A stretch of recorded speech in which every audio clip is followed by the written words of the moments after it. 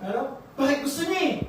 Pero malalaman mo pag kontra gusto yung ginawa niya, nagdadabog yan.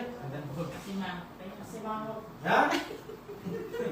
Pero sabi ng Panginoon, gawin nyo anuman ang inyong ginagawa. Walang sinasabi, walang specific yan na gawin natin. But anuman ang inyong ginagawa sa gawain ng Diyos, gawin ninyo ng buong puso na para sa Panginoon kayo naglilingkod at hindi sa mga tao sapagkat si Kristo ang pinaglilingkuran ninyo at alalahanin ninyong pagkakalooban kayo ng Panginoon ng gantimpalang inilaan para sa inyo. Alam niyo ba kung ano yung ibig sabihin ng pagkakalooban? Hindi lang basta bigay. Hindi lang yan. May malalim na kahulugan ng pagkakalooban. Example ito. Buti may box dito. Ano yung pagkakalooban? Surprise. Sino may ka-surprise dyan? Ano kung bakit pagkalooban ng gusto ng Diyos? Dahil alam ng Panginoon ang pangangailangan mo. Gusto ng Diyos may excitement sa paglilingkod. Ayaw ng Diyos yung alam mo na yung ibibigay niya. Inilaan niya yung surprise niya sa'yo. Alam niyo, kung meron mang mahilig mag-surprise sa atin, walang iba ang Diyos. Iso-surprise kasi sa mga bagay-bagay na hindi mo akalain na mangyayari pala. Lahat ng nangyayari sila, tangimala mo, surprise yan. Bakit? Wala kang pera, kailangan mo ng pambayad ng kuryente, biglang may dumating, surprise yun. Amen! Lahat ang tawag doon, pinagkalooban ka ng Diyos. Ikaw lang ang magbubukas sa loob. Nakasealed yun. Ang blessing ng Diyos sa'yo nakasealed. Makinig ka, hindi ako galit ha. Senyado ang blessing ng Diyos. Hindi ko pwedeng buksan yung para sa'yo, hindi mo pwedeng buksan yung para sa akin. Nakakita na kayo ng lapida?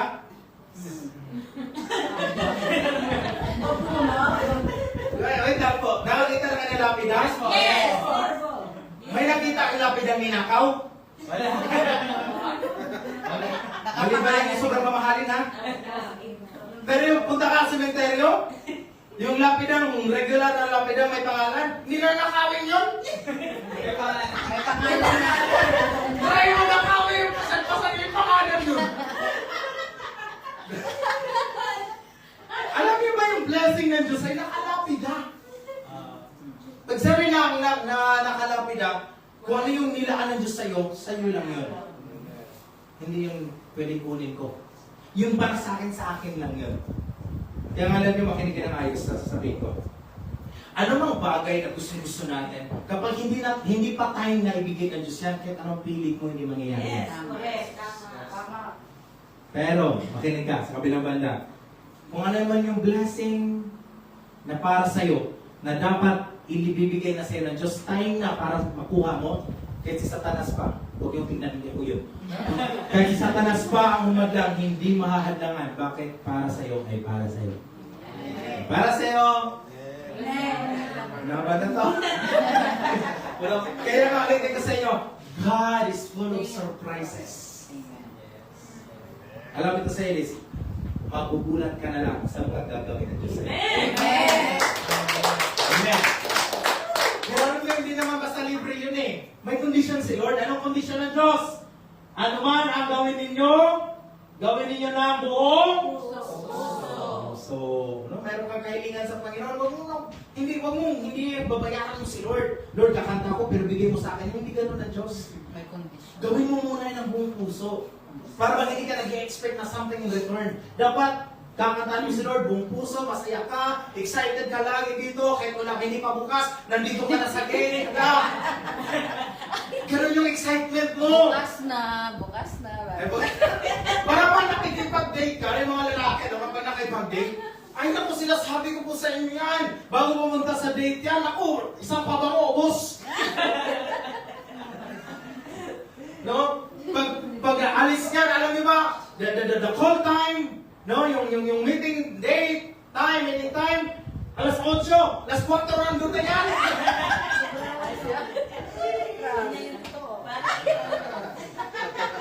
Oo, naku, nakabang na yan, maya-maya, pabango, maya-maya. Totoo talaga yan. Bakit? Nasa ligawan stage stage siya eh. Malayo pa. Malalaman mo kung gano'n nakatagal ang magsasama. Ito, pag nagiligawan ka, sweet-sweet yan. Alin ka, dali.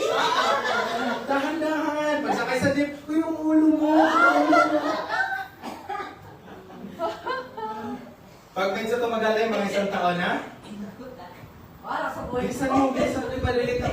Sweet pa yan ng konti. Tingin mo. May distansya na yan sa pag-upo. Mabot ng 20 years. Yung 20 years, ano sabi? Bilisan mo!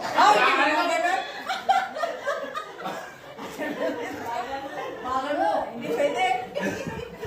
Oo, pwede. Nauntog! Ay, naku! Ang...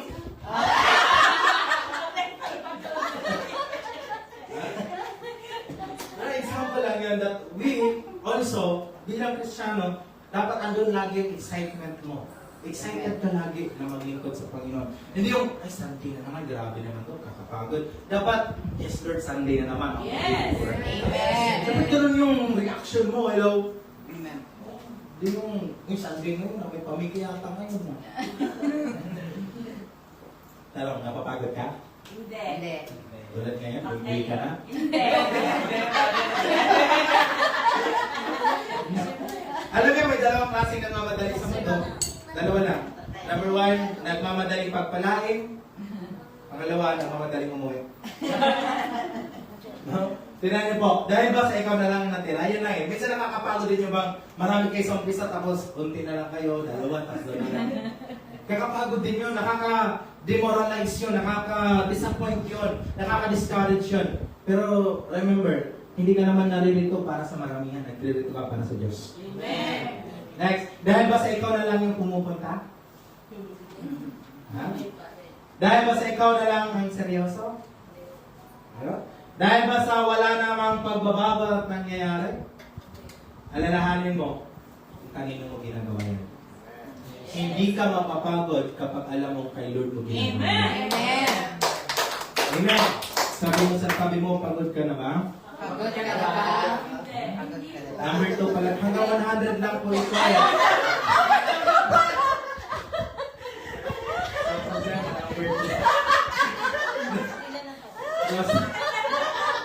Serve with gladness. Alam mo, pag nag-ikot ka, dapat ganito masaya. Pag nagpunta ka sa gawain ng Diyos, diba? Malungkot ka, daming problema. Dapat pag uwi mo, masaya ka na. Hindi yung pag uwi mo, dumoble. No? Serve with gladness. Dapat, alam nyo, ang unang aalisin ng Diyos sa paglilingkod ng tao, kagalakan. Kapag hindi ka na masaya, ano nangyayari? Tingnan mo yung mundo. Mag-asawa, ba't kinagiwalay? Hindi na kami masaya, wala nang spark. Pero sabi sa akin, Aden, iwalayin ko na ang asawa ko. Bakit? Wala nang spark kami. Sabi, gusto mo ng spark? Nag-welding. Oo. Nag-welding ka na. Magaling ka. Spark to. Remember, love is not a feelings, but it is a commitment. Yes. May nararamdaman ka pa sa... Alam mo, throughout the years, di ba, Tita Grace? Hindi na siya pogi sa tingin mo minsan.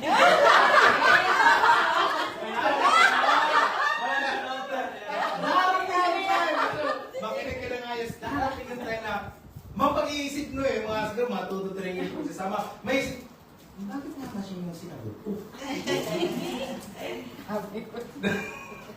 Darating yung time na parang magsasawa kayo, kakatingin sa bawat isa. Pero ang sabi ng Lord sa word gladness, love also with gladness. Hello? Nasa malayo ka, with gladness. No? Dapat masaya ka. Kasi alam mo, hindi porket hindi ka na masayain, mangiiwan ka na, hindi ko ganun yun. Amen.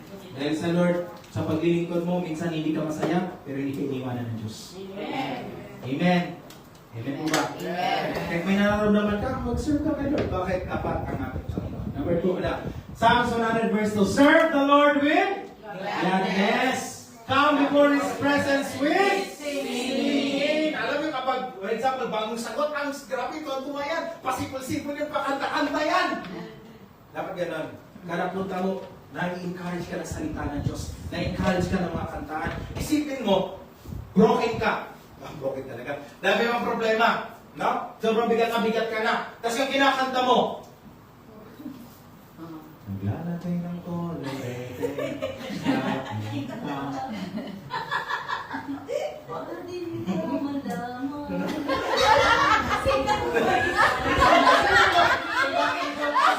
Listen.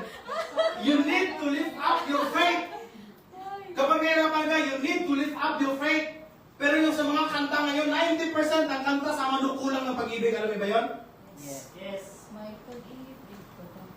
May pag-ibig pa ba? Oo, 90% ng kanta sa mundo, kung hindi broken yan, kulang sa pag-ibig yan. No? Takot maagawan, ano? Tapos, ikaw down na down. Paano mo relieve ang faith mo? Kahit hindi ka ganun kagaling kumanta. Kapag sobrang bigat na nararamdaman mo, kanta ka lang. God will make a way where there seems to be no way. He works in ways we cannot see. He will make a way for me. He will be my guide. Hold me closely to His side.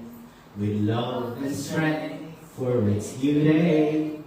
He will make a way. He will make a way. Tapos mo kumanta, unti-unting inaangat ulit ng Diyos ang pananampalataya. Amen. Nagkaintindihan mo ba? Hindi yung sobrang nahihirapan ka, dami mo problema, patong-patong ang problema mo, patong-patong bayarin mo, tapos yung kanta mo, and now, I am near, and so I face the final curtain. My Lord, I say it clear. Diba gano'n yung kinakanta mo? Wala nang babagsak talaga. Wala kang ibang alam, brother, na kanta. Ang alam lang namin, ang tanging alay ko sa'yo, aking ama. Pinantayin mo, para sa Diyos naman yun eh. Amen. Hello? Huwag lang para sa mundo, kasi lalong babagsak ang pagkatao mo. Kaya sabi nito, serve the Lord with gladness. Bilisan natin, medyo nakakagutom na.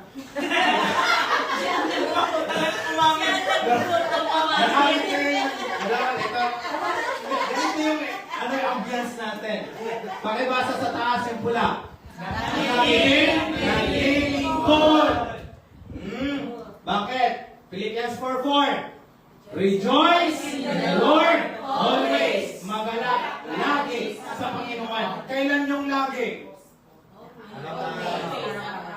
Kita mo? No, dapat, alam niyo ba, ang totoong nagpapaganda, totoong radiant ang mukha mo? Kaganapan. Hindi yung glota. Kahit anong glota ko dyan.